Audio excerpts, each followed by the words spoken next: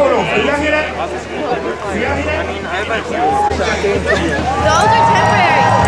I honestly don't like it. Okay, hell yeah, we had to fight, right?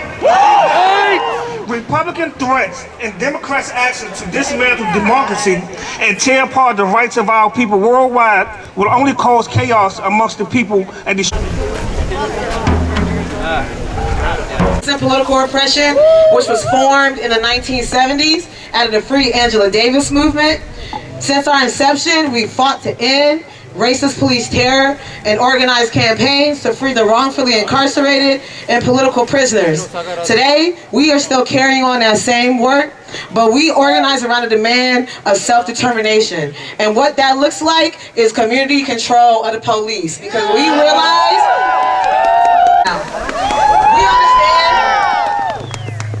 that unity is central to all of our struggles. And the decline is accelerating. We saw the cracks in the George Floyd rebellion when one man's murder brought millions into the streets and set cities on fire, because it scratched the depth of national oppression and the potential for mass resistance. After 16 months of atrocities, the Palestinian resistance and its allies have not been defeated. And millions around the world have stood up against the US-backed genocide to the rich while stepping on the rest of us. So there's nobody that Trump's administration is not going to try to pick a fight with, but we're going to bring the fight to him. When his forces, just like the students, refuse to leave the encampments for Palestine, we're going to stand our ground. If they're looking for a fight, we'll give it to them. And even if we don't, history, and only by rallying together we can defend our movements and really make advances. So to those who feel overwhelmed or tempted to stay quiet, silence will not save us, solidarity will. You know, we're not scared right in front of everybody that has a bone to pick with Wall Street. And we're trying to build a new communist party as a weapon of the working class to bring the monopoly capitalists all the way down. So join us, join our marches. We're not going to keep our heads down and hope that the next 4 years blow over. We're going to rise to every... Global temperatures are rising, despite it being so cold today. Climate crisis still is a thing. We know that we have to rise faster to become the mass movement. So what is it going to take so that in 4 years we're not just organizing to protest the next president? What do we do so that we're organizing in 4 years for a general strike with millions of workers? We're strong enough to shut down the system that's oppressing us. It's going to take all of us getting better and better at connecting the ways we organize masses of people at the ballot box, at the workplace, in our neighborhoods, and in the streets to build working class power through organizations that last. We demonstrate what real democracy looks like, shaped by and for working people. We cannot leave any power on the table, so before you leave here at the end of the day, in a few hours, I invite you to join any of the organizations here. I'm part of Democratic Socialists of America. We're the largest socialist organization in the US. We have members and chapters in all 50 states. We believe, like many of you, that working people should run the economy and society democratically to meet human needs, not just to make profits for a few. So we're one of the many organizations here. Talk to people and join an organization that is going to build a lasting political alternative. Together we're going to be stronger than the people who are trying to shut us down. So we're going to win the other world that's possible, and I'm so glad to be in solidarity with you here today.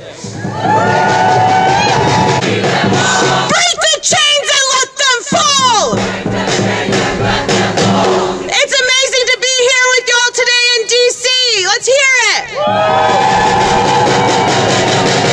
So today, the new president of the U.S. empire returns to the White House. Please and loved ones, show us what resistance and freedom looks like. At the same time, we know that the ceasefire agreement is a bare minimum, and we will not give up on our people in Palestine until liberation is secured. For 16 months, we remain steadfast in our commitment, and this change in administration does not intimidate our movement for liberation. Instead, it emboldens us as we continue to center a liberated Palestine freedom. We reiterate that Palestine is the nexus for all people's struggles here on Turtle Island as well as in the Arab region. We say no to U.S. imperialist wars of aggression in Lebanon, Syria, Iraq, and Yemen. We recognize Israel as an extension of the U.S. empire, seeking to destabilize the region, deny sovereignty to our people, loot natural resources, and exploit labor. So shame. As a feminist collective in North America, we in the Palestinian Feminist Collective remind the ruling class on Turtle Island that Palestine is a critical touchstone to all of our movements of liberation. Palestine will always be a feminist issue because gendered and sexual violence is central to settler colonialism, apartheid, and genocide. So a people's movement includes all of our struggles. It will confront any political administration leading the global empire. A people's movement cannot, and from the Democratic Party, was because of our people in the streets.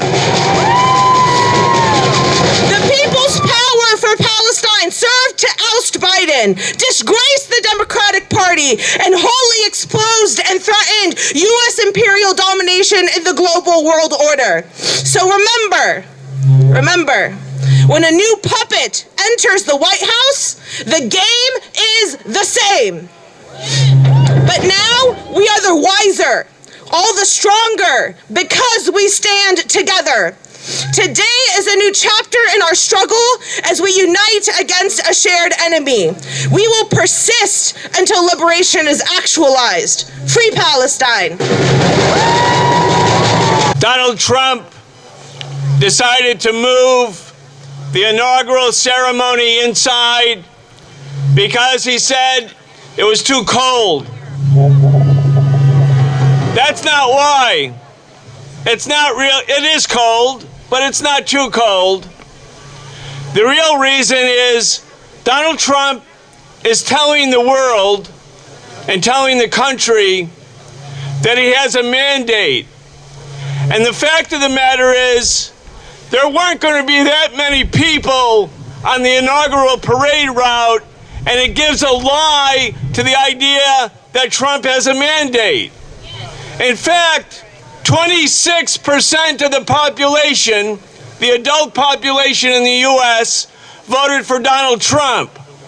About the same number who voted for him in 2020. The Democrats lost 8 million votes, and as the sister from the Palestine Feminist Collective pointed out, people didn't vote for Biden not because they love Trump. That's not true. They didn't vote for Biden because they hated the genocide. They didn't vote for Biden because under Biden, 25 million working class people lost access to health care because they ended the Medicare expansion program that came from 2020.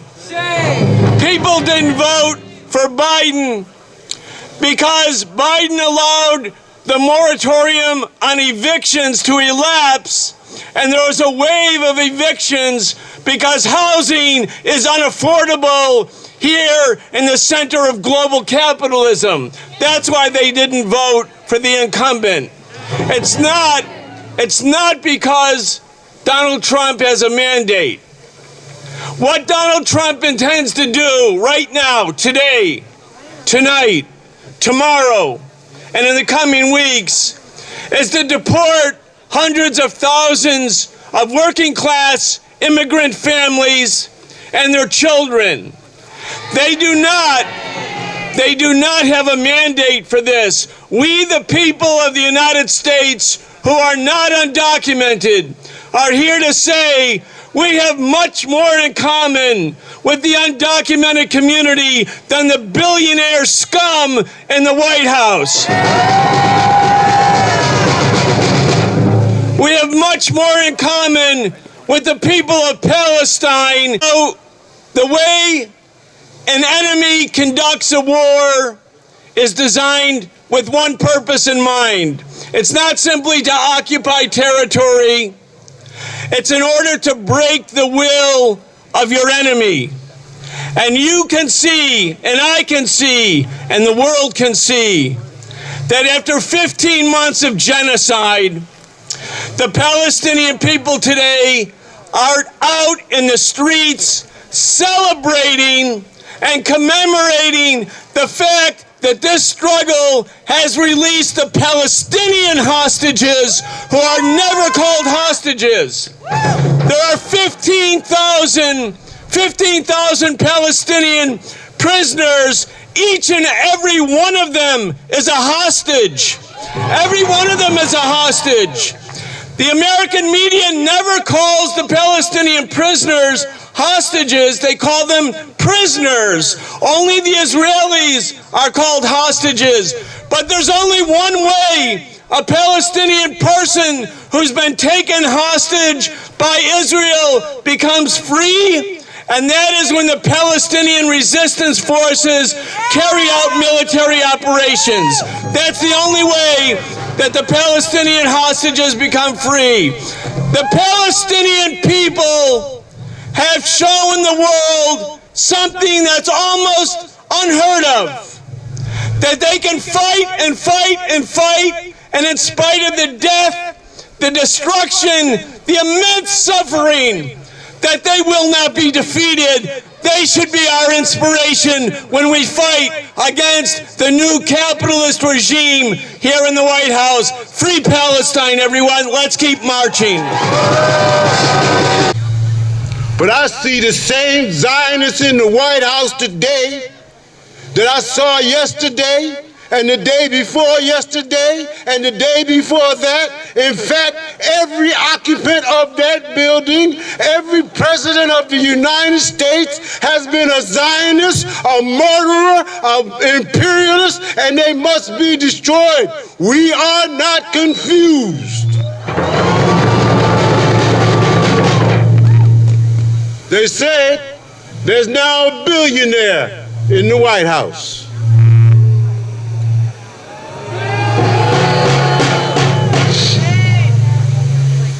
The White House is the billionaire's house.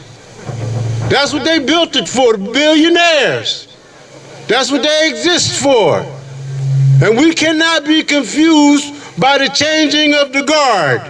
Because all of the guards, the new one and the old one, are all a part of the same political, military institution.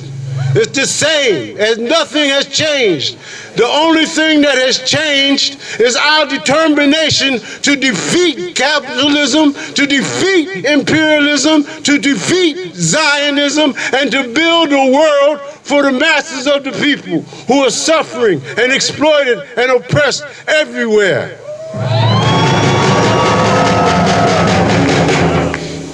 We want to be clear.